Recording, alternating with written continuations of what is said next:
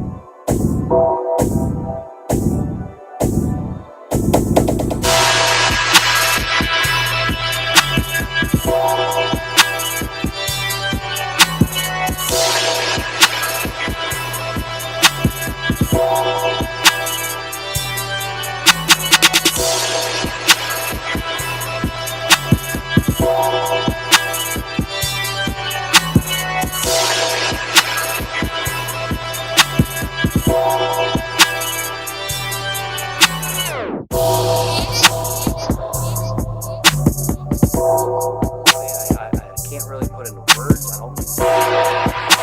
But just like I have a real deep connection with the Rocky movies, um, and all Sylvester Stallone did was saw Chuck Wepner fight Muhammad Ali and figured out the Rocky movie from that fight, and I just get this sign from above that there's one, two, 10, maybe 20 movies in this sport because every one of us, it takes a special kind of crazy to stay in this sport for a long period of time. And I feel like most of us have been through a lot of traumas in life, and arm wrestling has been a way for us to find our way either back or find a way for us to discover something new about ourselves. It's a way for us to connect with people all across the country, all over the world. There's not many sports you can do that with.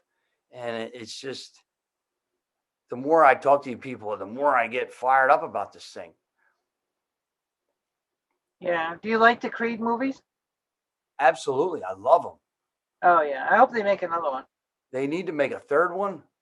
I think there's a new one that's coming out that's not even a Creed movie where Rocky's gonna, I don't know why, I don't know where it comes from, but he links up with someone in Mexico, like an immigrant, and trains him, and Creed goes off on his own thing. But the Creed movies were the Creed and Creed 2 to me, Rocky 4, Creed 2, and Creed 1 are my top three. Yeah, I agree. Yeah, for sure. Um, touching base again on the guys that are rough on you. You had an Oregon super match with the guy who wanted to hurt you. Yeah, yeah, John. Yeah. And Yeah, but I to have be a unique to ability. his defense, for his defense though, he was one of these people. See, he was deaf. Yeah. He wasn't like he was deaf. He is deaf. So he's disabled. He knows what it's like to be discriminated against. So I was shocked that someone that knew that would discriminate against somebody else. But he was just doing these things because he wanted to fit in. He didn't have a lot of friends, and he thought if he did what everybody else did, that they'd like him, which doesn't work. So, but No. yeah, so he wanted to. He was making comments online that he was going to break my arm and this, that, and the other. So we went down there and had the super match, and I lost the super match. And but the next year at Oregon State, I won. I beat him for the men's masters state title. So that was my first men's state title that I ever won. Was there. So I got 4 of them. Yeah, that's one thing that really fascinates me about you. I'm not used to seeing women pull and win men's divisions. I would go absolutely batshit crazy if you did that in front of me. I would go because it takes a lot of courage to go up there with them gorillas. It needs to be uh, commended. And Well, even if they're not trying to hurt you, you still can get hurt. I don't get that. I mean, can you take me through? I have a unique gift. Can you take me through that match from the time that your name's called until the end of the match? Which match? The one where the guy said he wanted to hurt you. Can you take me through the match, moment by moment, from when your name's being called to the end of the match? Did you win that match? I won. I won 1 match, but he won 2 out of 3 and beat me. Okay. But I won. I beat him the next time for my state title. But did you know going up against him that he was trying to hurt you? Did you know that ahead of time, or did you know it? Yeah, he told me he was going to do it. So what were you thinking when you went up there? Like, were you afraid or were you pissed? Like, where were you at? I was more upset than anything. Did it affect your performance? Well, I affected it in a good way because I was mad. Yeah. I don't really hardly ever get mad when I'm at the arm wrestling table. Try to treat people nice, but I had some aggression that day. A lot of people talk about this room in your head where you put all your traumas, and when you go up to the table, you're supposed to enter that room and tap into all those traumas, and it's supposed to make you into some kind of psycho so that you can be whoever you need to be to win that match.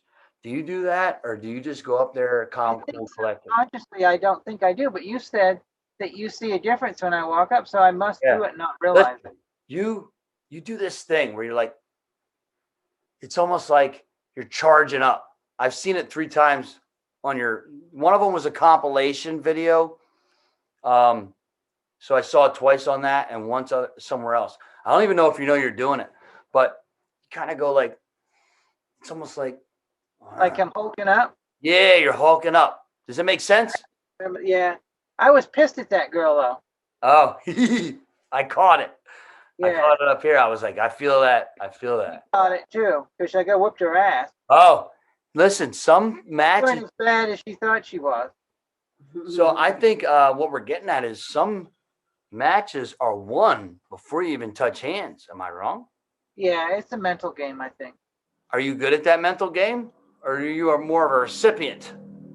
I'm the type of person you don't want to make me upset because you're going to get the stronger version if you do. Because I'm more laid back most of the time. So Yeah. what triggers the other side? What Well, I mean, what does it take for you to tap into that thing? well, with Kelly, I was just mad at her because she was being a rude Yeah, bi whatever. yeah. But there's people like Sarah and Michelle. It brings out my ultimate competitive nature that I want to win. In a And I wonderful. look at it like most matches I go 80%. Yeah. Because I'm afraid I'm going to hurt myself. So in a way, I have a rev limiter, right? So I'll only go so far where I know that I can't hurt myself.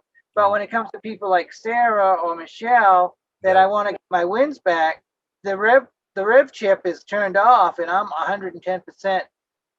So, and I don't think about what could happen. I'm ready to go. I know Michelle personally. I've never met Sarah. This is more so for me. You've pulled Sarah and you've pulled Michelle. Who's more who's harder to pull? Well, I mean, I can't beat either one of them left-handed. Oh. Sarah's got 8 world titles, so that she kind of wins the prize there. Is Sarah the top name in the game right now for the females? Well, in the rankings, Who's she's the Michael Todd? Who's the Michael Todd of the female division right now? What do you mean, Mike? Who's on the top of the chain in the female division, in your opinion? Gabriela Benz from Brazil. Okay. She's 28 or 30 world titles. I can't beat her either. Did you say 28 or 30?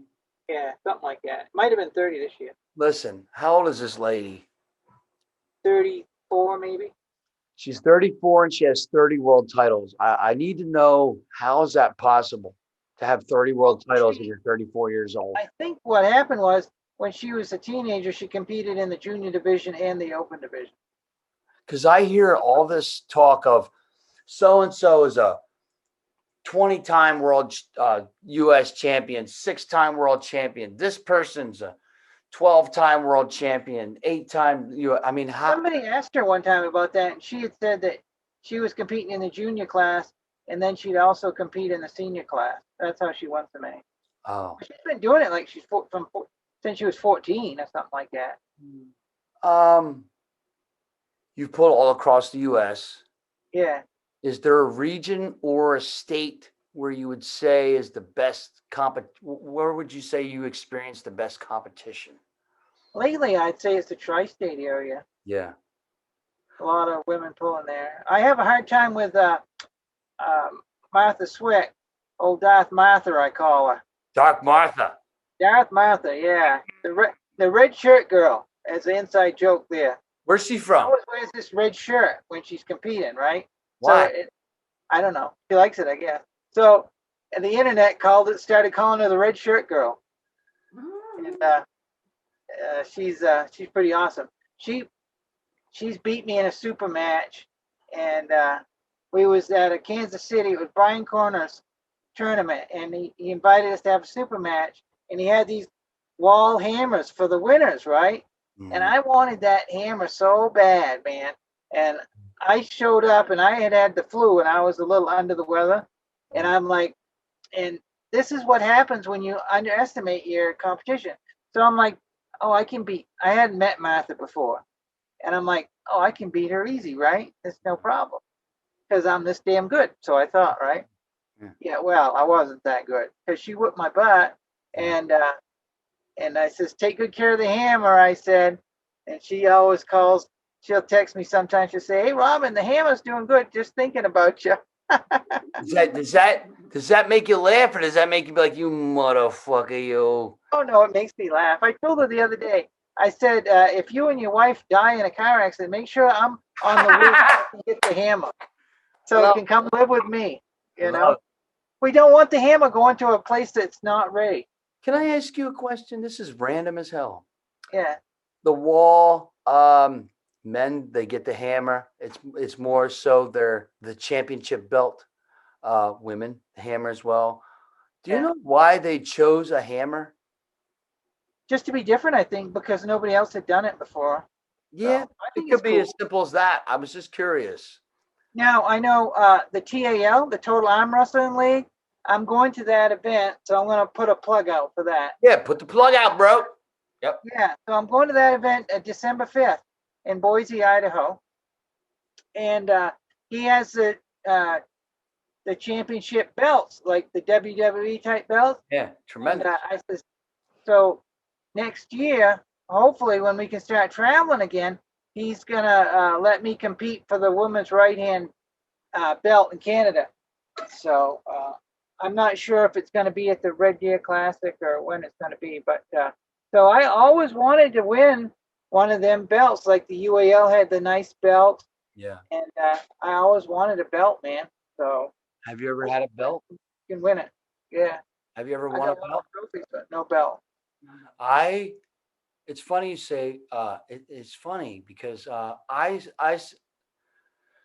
I'm in a really strange position where I'm a puller, but I also do commentary and I also do film editing.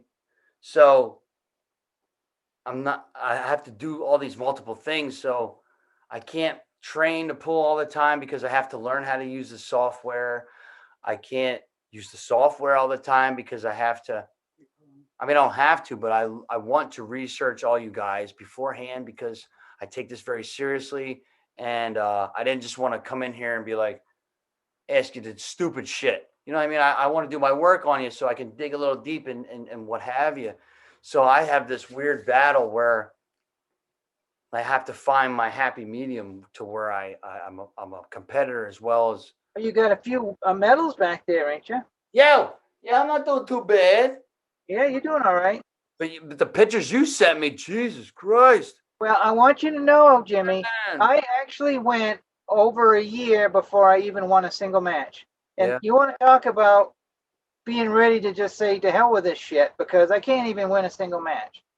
So finally, after a year, I started winning again. Mhm.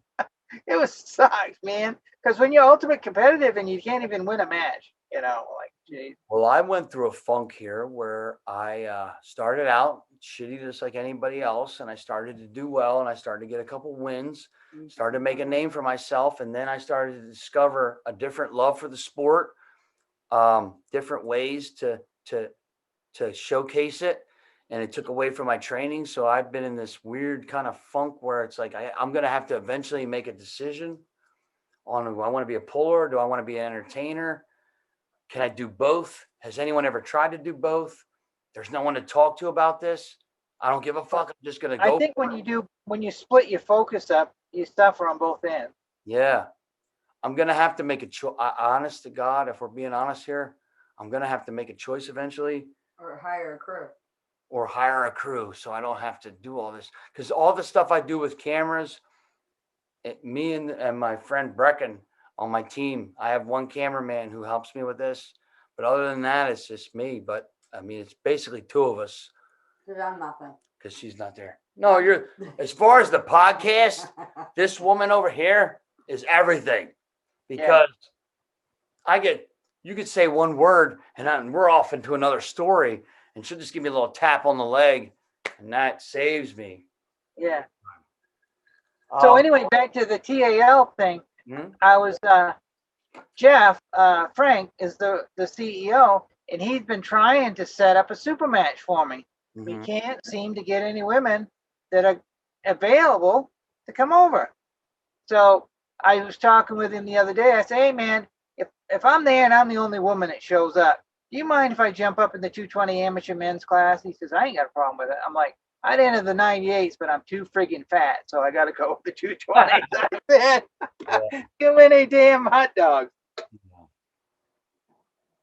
Um, Well, too many potato chips, really, I guess. I don't eat hot dogs. That's an inside joke.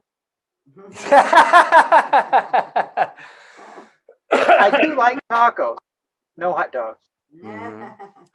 um, when I watched your one podcast, the guy asked you what your opinion was on transgender athletes entering, whether it be female or male side, and you had an opinion on it. I wanted you to go into depth a little bit about the testosterone numbers, as far as to how it was that you got accepted into the women's side. Well, I only know I have an opinion because I lived on both sides of the Yeah, fence. yeah, I want to And hear that. it's evolved since I had surgery. Go ahead. It made me realize. But yeah, so before I had surgery, I was still suppressing my testosterone levels. So an average man has probably got a 600 number, right? And Mhm. I had a 90. Yeah. And an average woman, my age and everything, is probably 70-ish, right? My size, my age. And now this is total testosterone. Now the Olympics numbers, you got to have less than 10, which is um, free testosterone, which is what circulates and develops muscles and things like that. It's in your blood. It's the testosterone in your blood. Yeah. Now my level is, the last time I had it checked when I went to the world tournament, was 1.5. Mhm. The average woman is from 0 to 5. Most women are in the 3 level. So, but back to the point about competing, uh, I I was like, man, my levels are pretty close. I Before I had surgery, but I was still dominating everybody, the women. Yeah. Uh, and then I had surgery, and I was like, what the hell happened here? I can't hardly beat anybody anymore. Yeah. And well, at first I thought everybody super. When I started to come back to compete, I thought everybody all of a sudden was super strong, Yeah. and I realized that it was me. I just wasn't near what I was before. So it's been over 3 years since surgery, and I'm finally starting to get back to somewhere where I was before surgery with a lot of training. With that being said, you know Steve Black? Have you ever heard the name Steve Black? I met him at the Keystone, but I never met him before. I don't think. Maybe we passed by each other, but I never really met him. So I love his New York accent. I love it. I just listen. Me and him went for 4 hours. Half of it was just for me to hear him talk. I love it. Steve Black. Steve Black taught me about the ladder. Did you know what the ladder is? Yeah, because I watched the podcast, but I didn't know what it was before. Me neither. And I have developed a ladder, which I will reveal shortly. All right. Do you have a ladder? Yeah. Let's say 3 people. Is there 3 people or more or less that you can name to where you have to beat them to feel satisfaction, accomplishment? Is there a certain female or female plurals that you need to beat to feel like you're excelling? Is there any names you have your Yeah, mind on? it's mostly for my own good. But Michelle Dugan, I was going to retire my left hand, and then I had a super match with her last year at New York State. Well, originally it was going to be with Sarah Backlund. Yeah. But last minute she got the call the wall to do the Gabriella match where she hurt her rotor cuff. So I'm like, hell, I had said that I'm going to come out, and they're like, hey, James and Michelle are like, you want to have a match for Michelle? And I'm like, yeah, I'll do left-handed. And because I think she was contractual, she couldn't do right-handed or something. Yeah, it's weird like that. Yeah. So I get out there, and they invite me. I've never met these people before. So they invite me over to their house. James makes his oatmeal, egg, peanut butter concoction. Shit, I don't know what it was, but it tastes real good. For you to eat? Yeah. So they made me a meal. They invited me over. For dinner? That was dinner? Well, are you making fun of my accent now, Jim? No, I'm trying to figure it out. Oh, yeah, it was for dinner. Yeah. So anyway, super cool people, man. Love them. And they was just awesome, and I've been friends with them ever since. She beat me, by the way. So back to your question, yeah. So Michelle Dugan is on that list, left-handed, only because I want to prove to myself that I can beat her. Listen, real quick, sometimes the people on our ladder are the people we most respect. It doesn't have to be a hate thing. If you're on the ladder, there's a good reason for it, and it's most of the time very positive, out of respect and admiration. Go ahead. Yeah, so it's definitely Michelle. I like her a lot. She's super sweet, and she's gone through so much, with the cancer and all that. The cancer whole thing. I can't wait to. James is such a cool. He supports his wife. It's just amazing to see. And then I've got Sarah. I don't think there's any chance in hell I can ever beat her left-handed, but I haven't pulled her right-handed since 2013 in a match. We messed around practicing before. Yeah. And when I got done practicing with her, I didn't heal up for 6 months after. So she's on my ladder. Of course, she's very 8-time world champion. So I've got Michelle and her, and Sarah Wilson from Canada, man. She's the shit. She's just real good. And she's a super nice girl. And she's ranked number 2 in North America.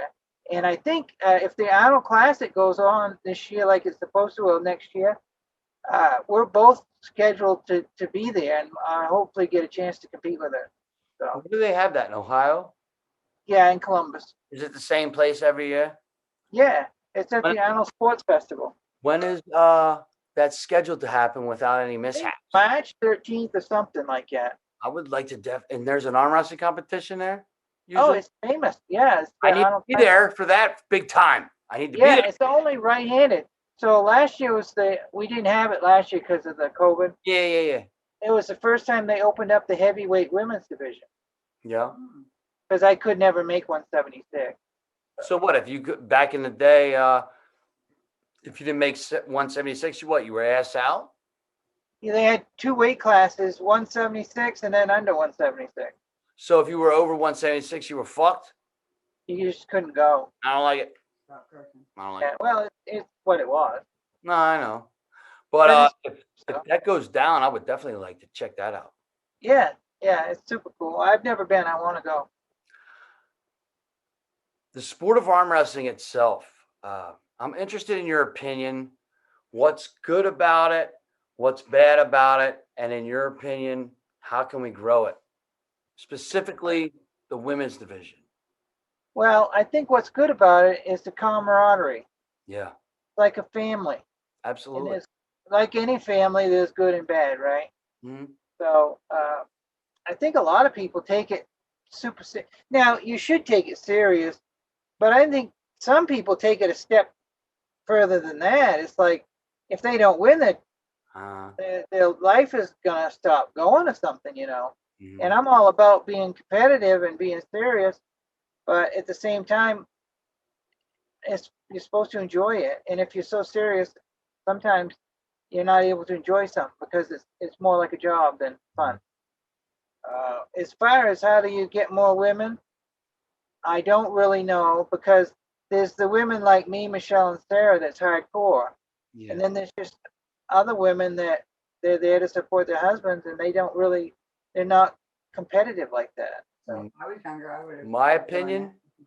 I think you elite women pullers are very intimidating. You're intimidating to men, let alone a woman who's never pulled. Somehow we got to make. I think we don't have to do anything, but I feel like if we can make it a little less scary for new women to come into the sport, I don't know how that's going to happen yet. Um, I I think, used to go to the tournaments, and I'd be like to the tournament directors, I'm like, don't tell anybody I'm here, and I'd wait till the last minute before I signed up so nobody see me. Because if people would see me, they wouldn't enter. yeah. Mhm. I mean, let me tell you something. Michelle Dugan, the Black Scorpion, I had a brief interview with her on a live feed of mine, Mike Runkle's tournament. And I says to her, when you meet somebody and you want to see how strong they are, and you say, I want to feel you. So I says to Michelle, I want to feel you. It sounded awkward as hell. It sounded like exactly the way I said it. But when I looked at her, she looked at me, and we looked at each other, and we were like, And I was like, yeah, that was wrong. That was all the way wrong, wasn't it? She was like, yeah, but it was funny. And I'm like, yeah, it was funny. But that was it. And then a friend of mine, Chuck Bardo, who's bigger than me, who's more experienced than me, pulled Michelle, I think a week ago. And he's got, She's supposed to be resting. I know, but she broke this man. She broke him. She broke his right. She didn't break his arm, but he's black and blue all over here. So I go, holy fuck. These girls are stronger than I thought. This girl broke. You better get your Travis Bagent dope rubbing shit to put I on need your to. elbow after. Oh wait, I'm gonna do a sample. Listen, I have a can of Travis Badgent's Beast CBD coming. Yeah, that's the stuff you need. I have it coming, and what he knows, what the world doesn't know, is I'm doing a full review on this product. I'm sure you are. Listen, hold on. I heard that it grows hair back, so maybe you should try the old. If I put this Beast CBD cream on, and I can feel like the beast for a few seconds. It just Yeah. Anywhere else that you might need some lubrication, that you got some aches and pains, you no, never know. okay. I'd say, would you agree that the most common pain in this sport is elbow pain? Would you? Yeah, of course it is, because you're trying to make your arms go where they're not designed. So when Gary Roberts and the Beast, the Beauty and the Beast, do their thing on Arm TV, Travis Badgett always starts off the podcast with this. Hold on, I got some elbow pain. Yeah. I need some CBD oil. I'm gonna give that a shot. I got a can on the way.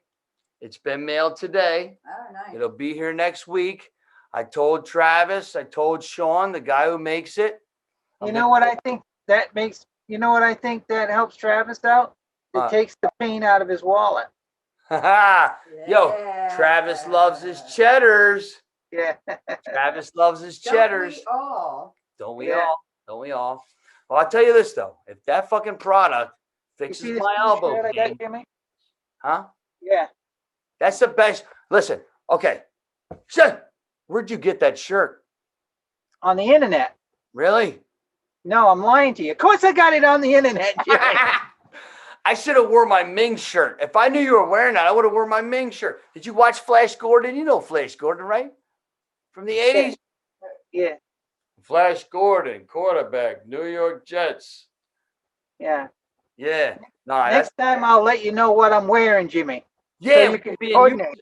We could be in you. Hey, check this out, Paul Hurley. Nice. You ever know what I mean? Yeah. Hey, listen, I got a crazy idea, Robin. Yeah, you're supposed to turn the hat around, you know. Wait, no, not yet. I didn't transition into the mode. I got a crazy idea. Hey, let's get off of me. I got a crazy idea, Robin. Yeah, Someday I'm going to see you again. All right? Yeah. See you in person, maybe. You probably can kick my ass, but I want to do something cool. You got to wear that shirt, and I got to wear this hat. All right. When we go downtown, I want to see how. Yeah. This thing is pretty fucking gooned up though. All right. We can dance that dance. Bring your dancing shoes, Jimmy. I'm half terrified with you women now because Michelle didn't take. Listen, I got a couple of numbers I can give you. When I saw you go up against Michelle, Long distance therapy. She didn't take you down easy, Michelle. No. Gave her some fight. Yeah, but I never compete her though. What I'm saying is, you girls are a lot stronger than I gave you credit for. Yeah. A lot of people don't think we're very strong. I mean, James Reed being married to her. Listen, I make light of this. I make a joke of this, but in all seriousness, I'm being serious. When I checked her out and I looked at her foot to head, I'm like, this fucking girl's bigger than me. Like, she's got bigger muscles than me. She's got bigger traps than me. She's got bigger delts. I'm like, Jesus Christ, this girl's pretty tough. And like, you gotta understand, like a good man, a guy who's not engulfed in his ego, who goes up on a table with you or a Michelle or a Sarah, it's a different type of intimidation. Like, I very much mean that out of respect. Like, I'm sure it is. You know, a lot of guys, guys with open minds who can see, like, you guys are strong. You guys are strong, a lot stronger than a lot of people don't believe it till they see it. Yeah, I'll tell you that for sure. You sure did. I want to talk about inspiration. We're getting close to the end here. I want to know, with your bravery, with your strength, with your patience, with everything that we've learned so far. One thing I haven't explored with you is I would love to know what inspires you, whether it's movies, whether it's a song, a billboard. What is it that makes your fire warm up? What is it that drives you to keep continuing in this sport? Why are you doing this? What is it? What is the reason you do what you do? Why do you travel all these miles? Where's your passion in this sport? Where does it come from? And tell me about it. I don't know where it comes from. I never realized that I was competitive until I started doing it. But the big thing is I want to be a world champion. And I don't want to do it so everybody's like, oh, Robin, you're a world champion. I want to do it for me. Yeah. I want to do it that I proved that I could do it. Because there's always going to be people out there that, like, you, of course you won the women's championship. You're a man. Or you got man strength or whatever. So, but I want to do it for me, you know. So. Do you still get that? Yeah. Where it's like no I matter was- what accomplishment you have, you still have to deal with that. Well, you were a man once. You have to deal with that. Yeah, I never get, for the most part, I never get credit for my hard work because everybody thinks that it comes easy. And I have all this super strength because, what I used to Well, be. that's why Ins I and was outs. like adamant about us talking about those testosterone numbers, because what these people don't realize is it was much more of a fair playing ground with you entering the women's division than it would have been, say, you were a stud Penn State linebacker who decided all of a sudden he wanted to be a woman. Like, it's not like that. Like, it was much Well, more and evenly a lot, peeled, in my It opinion. doesn't matter. we talk about the testosterone levels, but what we don't talk about, you hear people all the time say, but you got bigger bones, right? Well, it's like a full-size car with a four-cylinder engine. So I've got um, depreciated lung capacity now. From Uh, from so what? now I'm trying to lug my bigger body around on a smaller engine. What's wrong with your lungs? Uh, well, I mean, I've got the lung capacity of a woman with the body frame of a man, so I'm at a disadvantage there. You know. As So far as far as training, I mean, does that fuck with your mindset training or whatever, or is it? no, I just don't have the endurance like I used to have. So I guess we would be in agreement as we get older, whether we listen to our bodies or not. Eventually, our bodies don't give us a choice; they make Yeah, you that's listen, true. and you just kind of have to go with that. You know what I mean? Yeah, I mean, you're gonna listen eventually. The Yeah. body gets signals, but Now, eventually, it's like when your headset's beeping, it beeps for so long, and then it shuts off. So, it's so like like whether you listen to the beep or not, you're gonna get shut off. So you got to charge that battery. You better get some gas, or it's gonna run out. Right? yeah. I feel that. Now we didn't talk about the UAL. Yes, the UAL 2012. It's Well, go time. I want you to kick it for us once. Well, it was either 2012 or 2013. I don't remember. Now, the UAL with Bill Collins, now I love it. And Bill's awesome. And I didn't have anything against Robert Drake. Okay. And back then, I hadn't had surgery and they wouldn't allow me to compete with the women. Now, back then, every event, they had jerseys, right? And they was color coded. So if you was in at the time I was in the 205-pound class, so you had this color jersey, right? And the women had their own color jerseys. So the jersey, and I didn't mind competing with the guys, right? But then you go on the website and they list you whatever category you're in. And I'm like, hey, Robert, can you just list me on the women's side over there? And he's like, no, because you don't compete with the women. I'm like, but man, you put me with a man and it makes me look like I'm a dude over there. And it was messing with my head so bad, and I was just like, what, and it didn't happen there, but there was some tournaments that I was at, and I would get referred to as a man because I was in the men's class, whether the referees or the competitors would refer to me that way, and it messed with my head so bad that I just stopped competing with the men altogether. How do we fix it? Well, I had my surgery. I fixed it. Oh, yeah, you're good to go. Yeah, but I mean, it took me 10 years to be able to do it. Yeah, I'm telling you. I was ultra competitive, but yet I did. It was hard on my emotional status dealing with all that. I mean, you've had to deal with something in this sport that you're the only. Are you the only one? No, but I'm the only one that's out and about. There's been a few others, but they don't compete anymore. I think mainly because they see how much I got abused. Well, I think that someday there's going to be someone else who's going to want to. Well, hopefully they don't have to go through all the garbage. Can you give this future superstar any advice? Let me win. I love I'm it. old as shit by then. I love it. I'm gonna be going up with my walker probably. Like, hey Jimmy G, hold my walker while I get to the table. Your nose hurting, Hawks?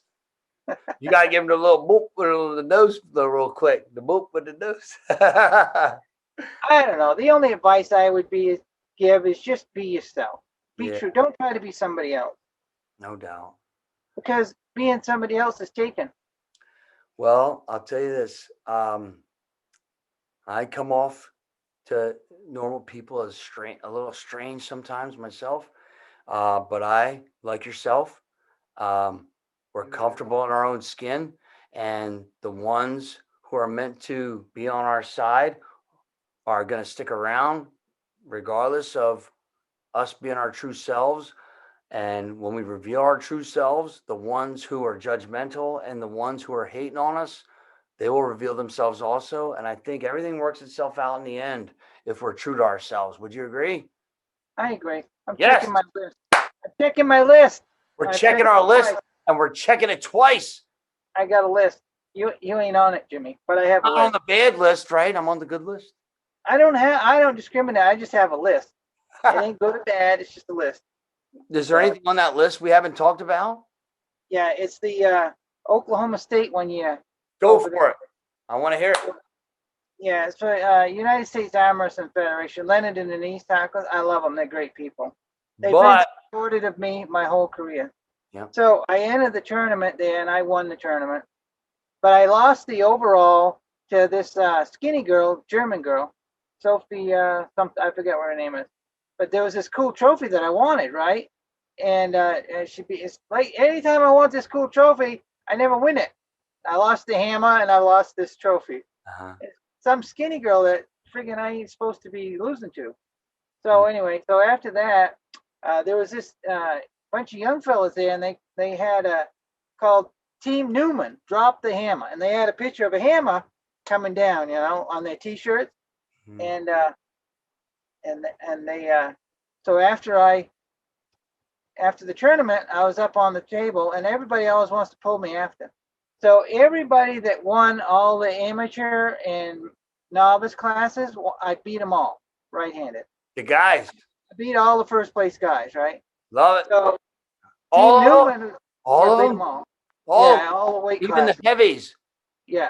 Tremendous. So yeah. So anyway, so they said you can be on. You're an official Team Newman member, and they gave me the T-shirt. I wish I still had it. I lost it. It's been years ago, but it was cool. I love the T-shirt. I love those stories like that. Yeah. Yeah. Super cool guys. I don't even know if they're still in the sport or not. A lot of people come in with big ideas and they realize it's hard work and they get discouraged and they go away. I fell in love with this sport. I don't even know why I love it this much yet. The only thing I know for sure is the more people like yourself and Steve the Blacks and the Paul Lenz and the people I'm going to talk to after this, the more I talk to you guys, I feel like it's really good food at an expensive restaurant. Like you guys feed my soul, especially you, because your story is very unique. And when I first talked to you, I says to you, I says, you ready to make history? And do you remember what you said to me? No. I've been making history. You said I've been making history since I started this thing. And I go, whoa. I said, I can respect that confidence. Oh, you remember yesterday, the last one you asked Steve Black about Tim Lewis? Yeah. I beat him. Sure. Slow down. Hold on. Time out. I beat him in New Oh God, he walked away with that shit. You beat Tim Lewis. Yeah, well, he went the size he is now. It don't matter. Tim Lewis is a big prick, and you beat him. He's still got weak ass wrist though. Yeah, I know. He reminds me of a balloon that's been blown up way too much. He's a super nice guy, and he's a Love him. school teacher. Yeah, he's a good guy. Shy as hell. I know. So Leonard Hackles told me a story one time. He says, Robin, he says, you're getting Tim all confused. I said, what are you talking about? He's like, Tim said when you talk to him, he doesn't know what to do. Yeah. I'm like, what do you mean he doesn't know what to do? He says something to the fact that he gets all nervous around me. I'm like, he's fine. Heavy. But yeah, so all that happened when I beat Tim, and it was an after pulling, right? It was having matches. All he could say is I elbow fouled. That's what he said.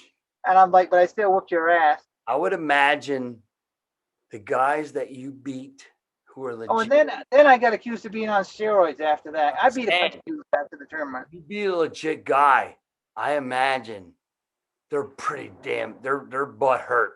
I don't care if they're a nice guy or not. Losing to a girl is a legit. Losing a legit match to a girl is a hurt piece for a man. It takes a special kind of man who's not engulfed in his ego to be able to accept that with grace. I'm one of those dudes. Yeah. That's why I was saying when Michelle Dugan ripped that dude's fucking arm off, when I interview her and I arm wrestle her, which I will do, I will tell her before we get on the table, take it easy on the old man. She'll go easy with you. She won't hurt you. I don't want to get hurt, Michelle. Yeah. I said she really is the Black Scorpion, isn't she? Jesus Christ, Chucky. Sting your ass if you ain't that careful. Yeah. You guys. Timmy's a nice guy though. He's sweet as hell. So. Yeah, Tim Lewis. I have a few interactions with him. Don't have a negative thing to say about him. The thing I admire about him is he will super match anyone. He will go anywhere to super match anyone, and anyone who's willing to travel that, those crazy distances for the thrill of the competition should be commended for sure. He got into bodybuilding, powerlifting or something, so he doesn't really do arm wrestling much anymore. And Tim Lewis is the one who pretty much got Paul Lynn into this sport as well. So Tim Lewis has his. What I find is sometimes these people have hands in getting multiple people in the sport, and it's basically for the love of growing the sport. One thing I've noticed overall is most people will take the love for the sport and put that above their ego to show you how to do the damn thing so we can grow this thing together versus not showing you nothing and just letting you sink in the fucking quicksand. You know what I'm trying to say? Yeah. For the most part, the pros will definitely put the time into, even if they beat you, we'll show you what they did to beat you. We'll show you what you could have done to. Well, we generally want to help people. We want them to get better. Yeah. Yeah. I love that. That's one of the most things I love about the sport is no matter how gifted the athlete, the growth of the sport usually trumps the ego for the most part. Yeah. Because you're not going to go to any other sport and get the top guys to show you. But I had a big ego when I first started, and I was calling out everybody in the business because I wanted to prove to everybody I was this badass, right? So I ended up calling out Sarah in 2013 to the Fit Expo, and she said she'd take the match for $500. So I brought $500. Won $500. And then I got my ass whooped. And it humbled me, and that was the best thing that could have happened. And I think that's what made me the well-liked person I am today, because I'm not a prick anymore. I'll tell you what, the super matches, man. What's the biggest super match? Have you ever won a good amount of money in a super match, or is it usually? Usually, I'm paying. What? You're paying. I'm the one that's losing the money. Oh, come on. Yeah. I did win a nice super match in Tennessee from this one fella. A guy. Yeah. I love these stories. I've won a few super matches over the years.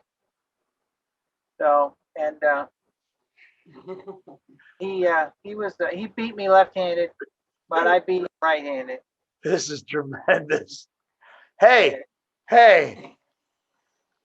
It's I had one time I was having a super match with this one fella. He was in Minnesota.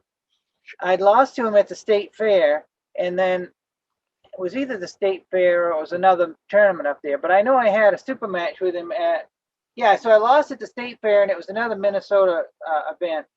And I super matched him, and his mother was there cheering for me. Well, I think that's wonderful. And I beat him. Listen, there's guys that I see in some of these matches that I've never met because I'm commentating. And I don't know if you ever heard any of my commentary, but I'm pretty much a wild man. There was this guy from Ohio and his mother was cheering him on. I didn't know him from Adam, but the support system that you have while you're on the table sometimes can be the determinant whether you win or lose sometimes. Yeah. Yeah. Speaking of inspiration, I'm wondering what inspires you. Is it movies? Is there a person? Is there a song? What is it that drives you and feeds your soul to do the things that you need to do to accomplish what you need to get done in your life? Is there anything in particular you can speak of? Well, I mean, I've just I lived so many years unhappy that when I finally transitioned and discovered the true me, I inspire myself because I love that. That's the best answer you could have gave me. Honest to it goes God. on, because I enjoy being me every day, So I want it's to a dream pause. to be me. I want to pause and give you a round of applause. And I want to tell you why. Because you will never know who you truly are until you open all the doors inside your brain to find out who you really are. And no matter what adversity has been tossed in your way, it seems that you've overcome it with confidence and grace. And I think that's amazing.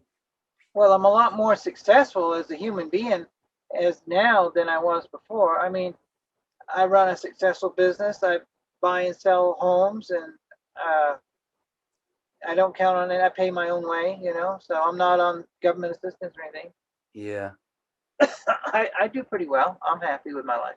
Not to get off topic or anything, but I feel like I may as well bring this up. But has this COVID thing affected your business at all? It did when it first started. Yeah. It did when it first started, uh, because a lot of places stopped working, so there wasn't as much freight to deliver to. Yeah. So anytime there's more trucks than there is freight, it drives the price down. But while it did that, it put a lot of people out of business. So it equaled out now. So there's enough freight for all the trucks. So the prices went back up. I feel that. It's like anything in business. If you can survive the bad times, you'll prosper at the end. That's when you find out who's really in it for the right reasons. That's for sure. Yeah. Yeah. When you're in business, I'm not in business to get rich. I love the freedom that it affords me to do what I want. I've never been rich. I'm rich though. I'm rich as fuck, but I'm rich in a different way. My currency is not dollar bills. Right. My currency is conversations, lessons learned, and growth. And I strive to have these conversations with as many people as possible. With my own kids, I used to feel really bad that I couldn't take them on like vacations and shit like that. When you're busting your ass at work and you're paying the bills and you barely have enough discretionary income at the end of it to enjoy time with your kids, as a parent, that's a hurt piece. Yeah. It's hard when you're barely making it. Yeah, because my father, My kids are grown, so it's easier. But when they was younger and it was hard. It Yeah. just seemed like you could never get ahead for whatever reason. and as a parent, that hurts because I mean, your kids don't really know the difference, but you want to give them the things that you didn't have. So Yeah. when you can't do that and it's out of your control, sometimes it's hard to deal with. But So I what do you do learned, with your job? yeah, I learned through that to have because I love my mother and I love my father, but I didn't really get the deep engaging conversations with either one of them for them to figure out who I was. Um, the good I took out of that was I decided to because I didn't experience that as a child, I wanted to experience that as a parent. So instead of drowning my kids with gifts and phones and money, I wanted to drown them in conversation and life, talking about life and whatnot. Sometimes I can get them to open up, sometimes I can't, but when I can get them to, it's definitely worth the currency that I'm speaking of.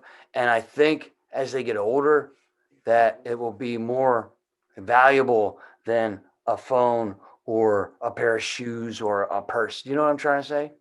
Well, there's going to come a time when Jimmy G ain't around, and they're going to No. be like, it's just life in general. I mean, Yeah. my parents are both still they're around, but we never know how long they're going to be. It's a blessing that you need to enjoy it while they're around. So, but when we're younger, we're so busy working, it's hard. And when we get older, we realize that how precious that these relationships are. Unfortunately, The moments is what I think. The moments that aren't planned, that happen organically, are currency that money can't buy. You know what I mean? And last a lifetime. so what got you into arm wrestling, Jimmy G? Me, I was always good. You asked me a question. I did.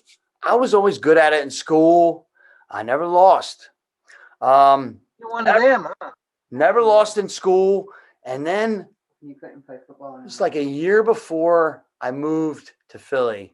I grew up in Philly till I was about 18. Went to college in Central PA. Got married. Had a couple of kids. Dropped out of school. Worked and all that. Got divorced when my kids were like older, much older. Got their blessing and moved back home. Seen a fly. Sounds gay, but I seen a flyer in a Wawa for a tournament, and I'm like, man, What's a Wawa? you never heard of It's Wawa? like a sheets. It's like a Sheetz or a 7-Eleven or a Oh, okay, I got you. whatever, pump and Yeah. pantry kind of thing, whatever. Yeah. Then I'm like, man, I could do that shit. And I came here. All my friends from growing up were either married, dead, or in jail. So Yeah. coming here thinking I was gonna rekindle old friendships, all that went to the wayside, and I was all alone. And I'm like, fuck. My girlfriend was still in Central PA, and I was just like, This one here? yeah. Yeah. We grew up together. I'd known her since probably 6th grade, and we reconnected later on in life. He seems really nice. Yeah, she's tremendous. Thank you. She knows what to do when I get flustered. I just have to sometimes let her do it instead of being so stubborn. I'm a Leo, and I try to do everything on my own. Is she the Wilma to your Fred? Yes, You know what I'm talking about, right, Mr. Jimmy? I am. Wilma Flintstone used to take the stick to Fred and hit him in the head, straighten him out. Listen. I got a powerful punch. For sure. No. She's got a powerful punch.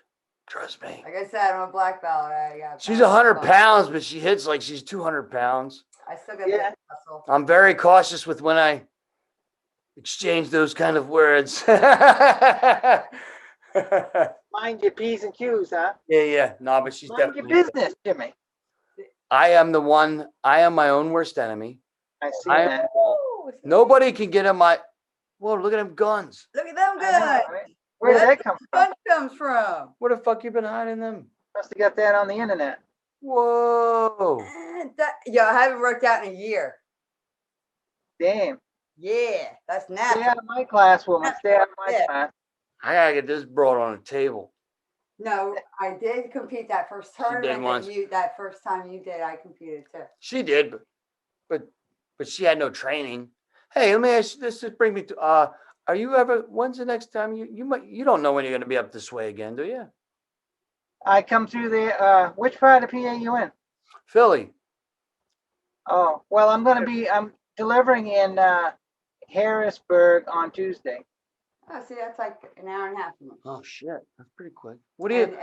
From Do you the deliver work. all kinds of different shit, or is it the same shit? Does it I depend? try to deliver the same runs because it's easier. Then you know where you're going and where your truck stops are. So She's an independent. What kind of I think weed? I go to Philly on the turnpike. So What kind around. of? What kind of weed are we? What kind of weed are we shipping? Oh, I got a load of plastic fittings, pipe fittings. Yeah, I love Yeah. it. Yeah, nothing fancy. I did haul rocket fuel once for the government. Back to me getting into sport. I won my first tournament, a pro. I actually entered pro. It was a Watsontown tournament. I'm not sure you've ever heard of it, but the guy who won it, he actually won that division in that tournament for like 20 years in a row. And I end up coming there and I beat him. And I didn't know how important it was until after the fact. So with that being said, a year later, I moved to Philly. I get in this tournament. I hook up with my current Philadelphia coach, Steven. And he says, Who's your coach? Hmm? Who's your coach? Steven Rosenblum. Oh, I don't know who that is. Nobody does. I don't know who it is. Yeah. But he looks at me and I said, I'm going to go pro, 175, something like that. And he goes, are you sure? I go, come on. Forget about it. I already won a pro tournament last year. So I go up there and this was a seasoned pro, Joe Schaefer. I don't know if you ever heard of the name, but he's a tall guy. No. And I've never seen anybody use their body in a match before because you're used to arm wrestling at the lunch table where it's just, So you're not used to people doing top rolling and whatnot. He humbled me, obviously. So after that, I talked to Steve and I go, I think I need, you have a team. And I went to practice with him. And just the more I hung around with people in the sport, it's been like a virus that's grown on me, but in a good way. Because you can't do any other sport. Eventually, because I got a big mouth, I ended up commentating just on a whim one day, and it went really well, and it gave me a different fire. I actually get 3 fires from fucking arm wrestling, not one. I get 3, and I don't know if anyone else in this sport gets That's 6 3. fingers, Jimmy. 3, 6 fingers. Yeah. I have the fire of a competitor, although I don't know how far it's going to go because I get in my own way. I have the fire of a commentator because I get so emotionally invested in these matches because I have the ability to jump in your body and feel your intensity during a match. If I ever commentate on one of your matches, I will go absolutely insane. I'm a totally different person during an event than I am sitting here with you right now. Have you ever heard me commentary? Yeah, Jimmy, the bouncing bean G. Yeah. I'm absolutely wild, man, and it's your fault. It's your fault. It's your fault. I get blamed for everything, so I won't notice It's one your more. fault. It's Roger Bailey's fault. It's Bart Wood's fault. It's Paul Lynn's fault. It's Devin Laird's fault. It's everyone's fault because Roger, he's doing really good lately this year. He's coming right along. I feed off of all you guys like a parasite, but I'm a good parasite. It's like, so there's that. And then there's the video editing, which happened to me by accident. I feel like Over the Top was a wonderful arm wrestling movie. With the only one in existence. But I think there's a Rocky in this fucking sport, if not 10 of them. And I have a genuine joy for making movies. I have no idea how to make a movie, but what I'm doing with my filming and my editing is practicing. And I honestly think that the reason why I'm doing these podcasts is to find the story to write into a movie eventually. And it might be a combination of different. You mean like a screenplay or something? Yeah, absolutely. Yeah, that's what you guys absolutely off with. I listen. Sylvester Stallone went to a boxing match between Chuck Wepner and Muhammad Ali, and from watching that fight, he came up with Rocky, and that's not that confusing. You want me to tell you this famous guy I met? Sylvester Stallone and the Expendables? Yeah. The UFC guy that is on begins with a C. Was he on the guard match too? Oh, I know you're talking about the bald head guy. I can't believe you met him. I got a picture with him at the Hard Rock Cafe in Vegas at a PAL event. Was he there to watch the event, or was he there by chance? He was there to watch it. He's a big arm wrestling because fan. Chuck, the there was another fighter there. Riddell? Yeah, Chuck Liddell. yeah, Chuck Liddell was there. yeah. He went there then. In the So sport. it was Randy. Couture. Randy Right. Couture is the motherfucker's name. Yep. Yeah, yeah. So Yeah. I got a picture with Randy. He's a sweet guy. Yeah. Yeah. So, and I had a grin from here to Texas. It was my first celebrity I seen. He's like, "How you doing?" I'm like, I don't know what to say. I'm like, I'm feeling. He says, "How are you today?" I said, "Super strong." I think some silly thing like that. That after I said it, I wish I hadn't have. But Don't you hate when you're in those encounters and you remember what you want to say after it's too late? I hate that. yeah, you say some silly thing that makes no sense. I know. Yeah, but it was weird.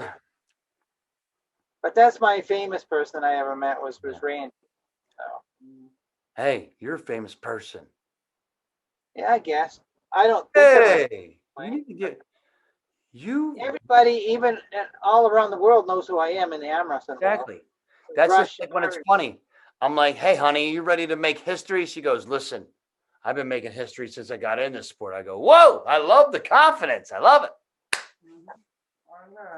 When you leave this sport, when you leave this world, this is my last question. When you leave this sport and when you leave this world, and this includes how you want your son to view you, what do you want your legacy to be when it's all over? How do you want to be remembered? That no matter what anybody ever said or did to me, I was always remained a nice person. I And believe was always respectful to people. and I always treated people like I wanted to get treated. I admire that.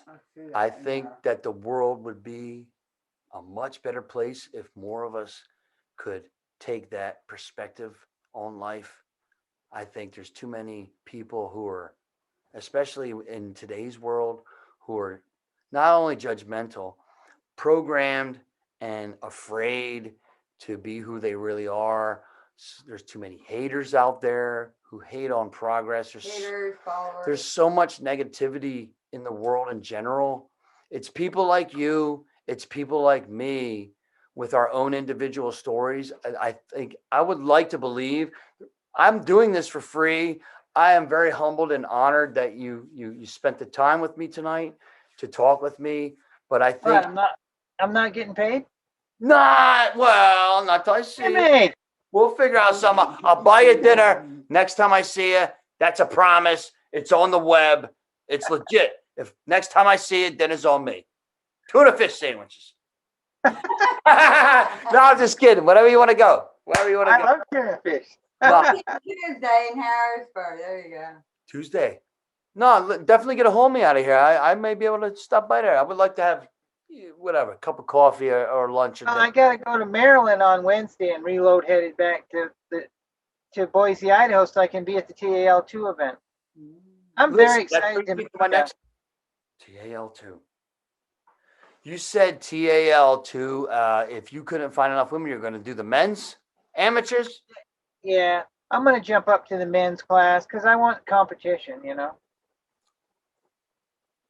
I don't think there's going to be any other women there. So there's times where I see women come to these tournaments, and it breaks my heart that they show up and they don't have the right females to compete against.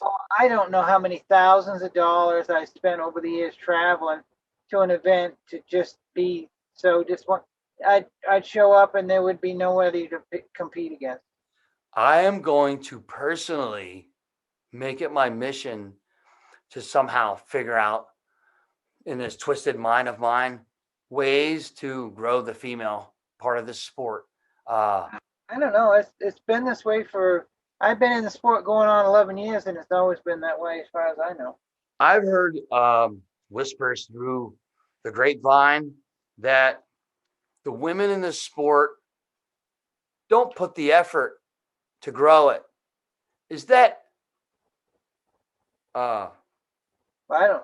Is that would you say that in the sport they love it? I don't think that's true at all. No, I hope that's not true. I just hear these things. I'm new to the sport. I'm learning this as I go. I'm learning you guys as I go. I'm always trying to learn. I hope it's not true. Yeah. I mean, no, I don't believe that's true.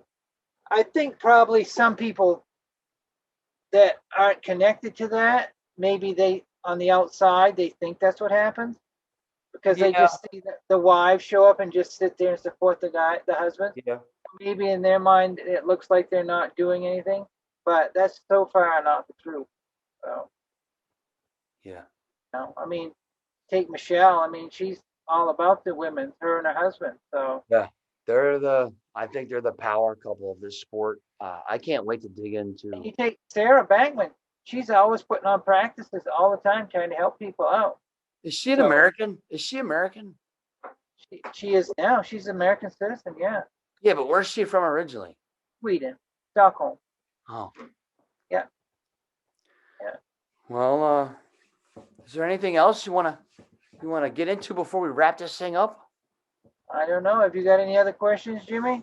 We went through the whole board, my girlfriend. We The went through whole the whole board is board. well. How often do you get to see Connor?